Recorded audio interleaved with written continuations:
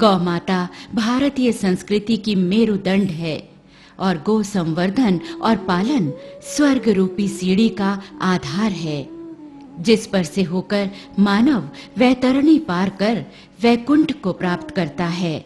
हमें देखना होगा कि वास्तव में कौन-कौन सी गौशाला के पास साधन पर्याप्त नहीं हैं।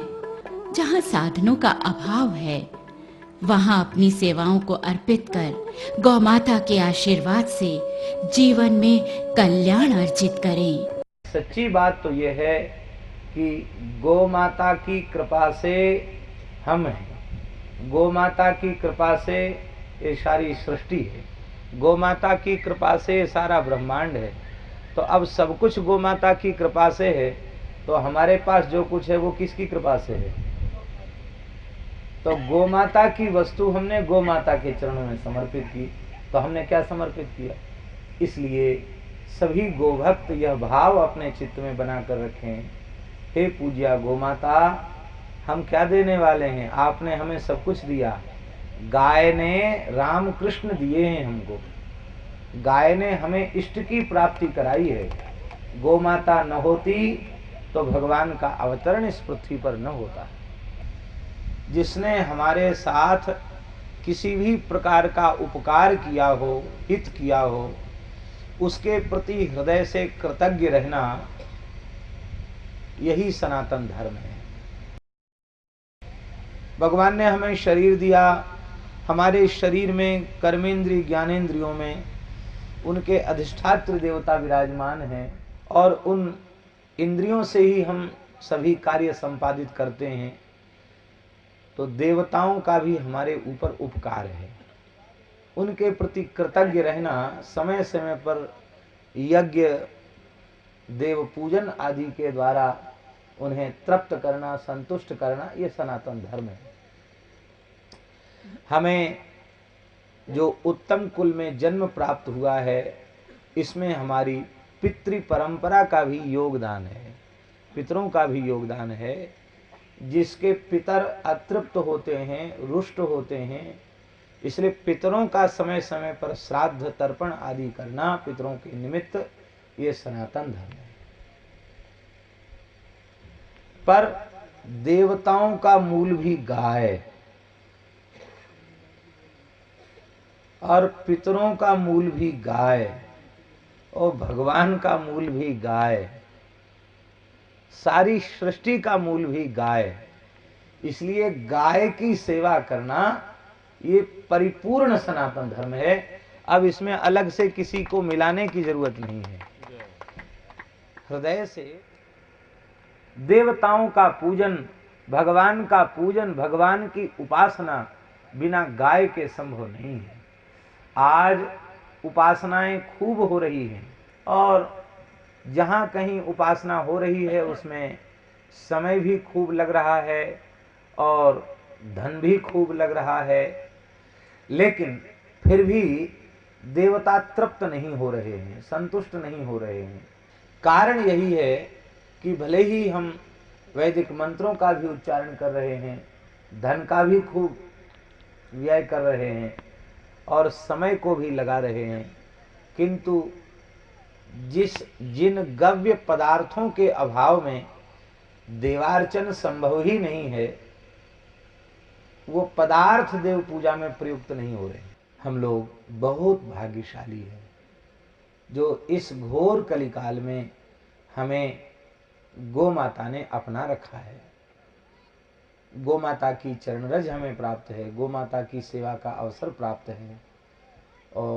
और भी बड़ी बात है कि एक महान गोभक्त महापुरुष का संरक्षण, उनका मार्गदर्शन, उनका वरदहस्त, उनकी कृपा करुणा भी हम सबको प्राप्त हो रही है। ये श्री ठाकुर जी की बहुत बड़ी कृपा है। गायों से ही ब्रज है, गाय न हो तो ब्रज ब्रज नहीं रहेगा। ब्रज तो ब्रज है, पर गौ माता की सेवा करके ब्रज में ब्रज का प्राकट्य हो रहा है। हम श्री गोवर्धन नाथ जी से प्रार्थना करते हैं, श्री गिरिराज जी से प्रार्थना करते हैं, वे ऐसा अनुग्रह करें कि वह मंगलमय अवसर शीघ्र आ जाए जब हम जड़खोर में जहाँ बैठे हैं ऐसी जगह कहीं बैठें और जिधर दृष्टि फैलावें उधर हमें पर्वत शिखरों पर हजारों हजारों गोवंश चलता हुआ दिखाई पड़े।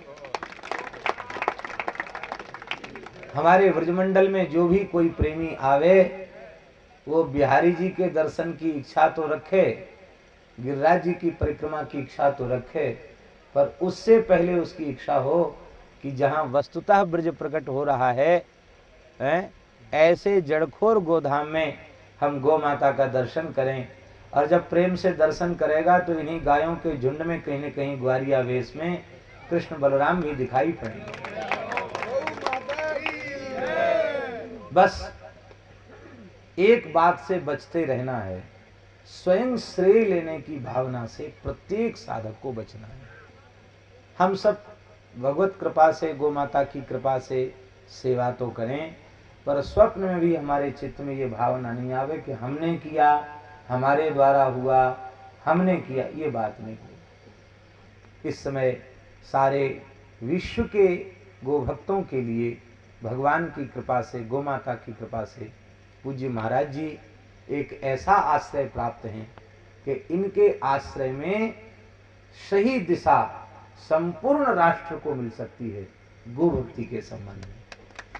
हम अपने विचार उसमें घुसेड़े नहीं, बस ये महापुरुष जो कहें उसे हम हृदय से मान लें, इसी में हमारा लाभ हो जाएगा। जय जय श्री राधे। गोपाल भगवान की जय, सनातन धर्म की जय, ब्रज 84 कोश की जय, ब्रज गोभ्यारण्य की जय, सब संतन की जय। हर योग में और हर कल्प में संपूर्ण प्रकृति स्वरूपी गौ माता का पालन करते हैं। वे इस समय भी वही करें, उनका सभी के हृदय में निरंतर निवास रहता है। उन्हें पावन स्मरण करते हुए पूज्य गौ माता के चरणों की वंदना करते हैं, ब्रजभूमि की वंदना करते हैं।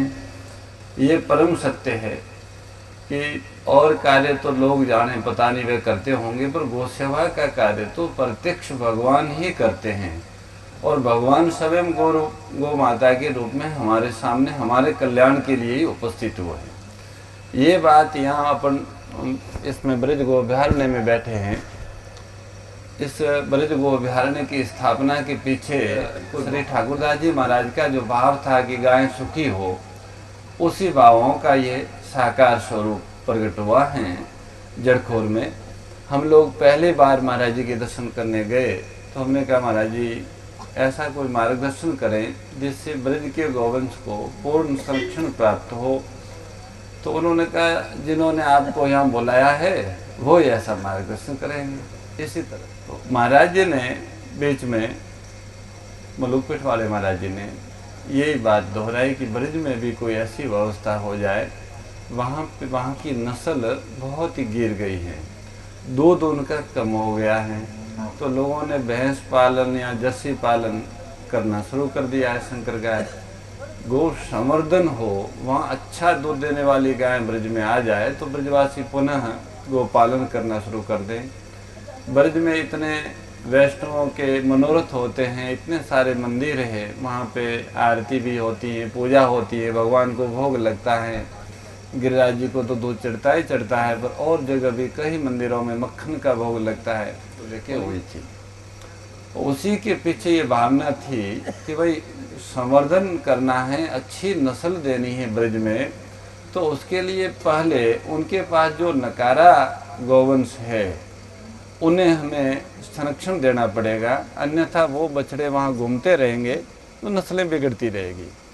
ब्रज गोभ्यारण्य का प्रधान लक्ष्य ब्रज के गोवंश का संवर्धन है। ब्रज के प्रत्येक गांव में नंदीशाला अच्छे अच्छे नंदी दिए जाए और वहाँ से नकारा नंदी ले लिए जाए। इसी योजना से ये ब्रज में ब्रज गोभ्यारण्य की स्थापना हुई। और हम लोगों के लिए जो ब्रज के प्रति श्रद्धा रखते हैं, ब्रज में ही निवास करना चाहते हैं, ऐसे साधकों के लिए उनकी साधना को गति देने हेतु भगवान ने ऐसा योग प्रदान किया कि ब्रज में ही हम सेवा भी गौ माता की कर सकें और भगवत नाम भगवत आराधना भी कर सके। विशेष करके साधकों के लिए बहुत बड़ा अवसर है, जो यहाँ रह के भजन करना चाहते हैं उनके लिए। इसी अपेक्षा और विश्वास के साथ में अपनी वाणी को यहाँ गौ माता के चरणों में विराम देते हैं। और बाकी सभी गौ भक्त और सभी संत महापुरुषों का बहुत बहुत आभार। ये भगवान की इच्छा है, भगवान की इच्छा से ये कार्य हो रहा है, कराएंगे भगवान। इसी भाव के साथ जय गौ माता। जय